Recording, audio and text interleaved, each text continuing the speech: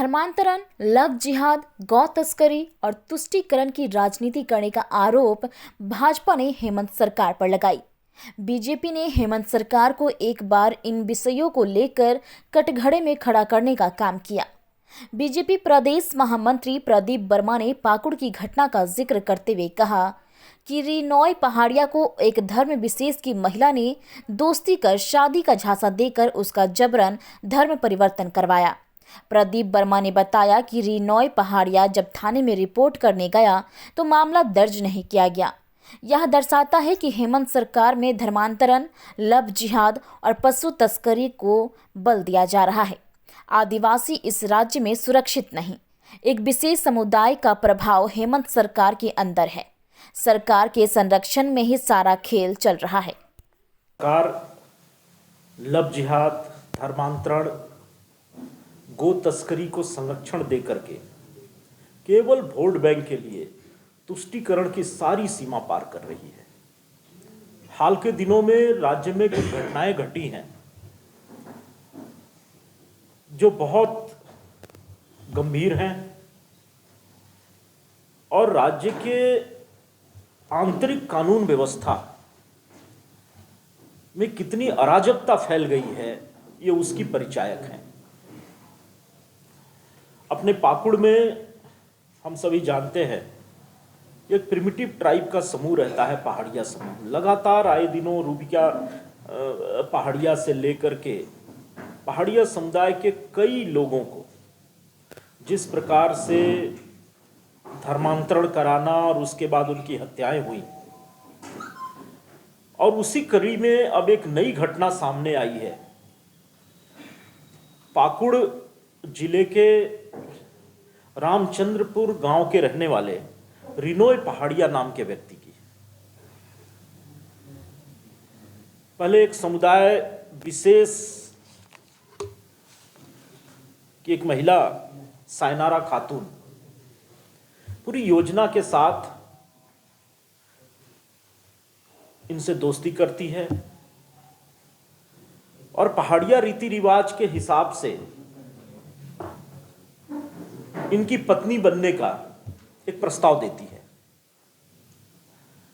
और बाद में जब विवाह का समय आता है तो एक प्रकार से जबरन रिनॉय पहाड़िया जी को अगवा करके और उनका धर्मांतरण कराया जाता है। जबरदस्ती उनसे शपथ पत्र पर हस्ताक्षर लिए जाते हैं, उनके साथ मारपीट की जाती है और उनसे गलत तरीके से निकाह पढ़वाया जाता है। बाद में भी वो जब जब विरोध करते हैं तब तब उनके साथ पूरे परिवार के द्वारा, सायनारा खातून के पूरे परिवार के द्वारा मारपीट की जाती है और उन्हें वो सारी चीजें खाने पीने के लिए मजबूर की जाती हैं जो एक पहाड़िया समाज में निषेध है जिसका। और उनके द्वारा जब थाने में कंप्लेन होता है तो थाने से उनको भगा दिया जाता है, क्योंकि थाना को पता है कि वर्तमान में राज्य में जिनकी सरकार है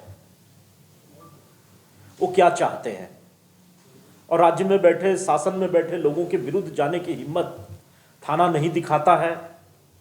रिनॉय पहाड़िया अपना अर्जी लेकर के पुलिस अधीक्षक पाकुड़ के पास जाते हैं। अब तक कोई कार्रवाई नहीं हुई है, एफआईआर नहीं हुआ है, गिरफ्तारी नहीं हुई है। के बगैर कल्पना भी नहीं की जा सकती है। और जब से ये राज्य सरकार बनी है, हेमंत सोरेन कांग्रेस की सरकार बनी है, लगातार आदिवासी समाज अपनी धर्म संस्कृति की रक्षा के लिए जूझ रहा है। लगातार धर्मांतरण हो रहे हैं। राज्य में धर्मांतरण निषेध कानून के होते हुए भी कार्रवाई नहीं हो रही है। लव जिहाद के मामले लगातार बढ़ रहे हैं। आदिवासी समाज की भोली भाली लड़कियों को, विशेष करके संथाल परगना के साहेबगंज, पाकुड़, गोड्डा जिलों में आदिवासी समाज की भोली भाली लड़कियों को दूसरी तीसरी पत्नी के रूप में रख करके उनके नाम पे जमीन खरीदवाना, उनको मुखिया का और पंचायत का चुनाव लड़वाना, और बाद में काम निकल जाने के बाद उनकी नृशंस तरीके से हत्या कर देना। ये लगातार घटनाएं बढ़ रही हैं और शायद ही किसी केस में कोई कार्रवाई हो रही है। केवल वोट बैंक की राजनीति के लिए तुष्टीकरण की सारी सीमा वर्तमान सरकार लांघ रही है। उसी कड़ी में गो तस्करी का एक बड़ा नेटवर्क, गो तस्करी चरम पर है।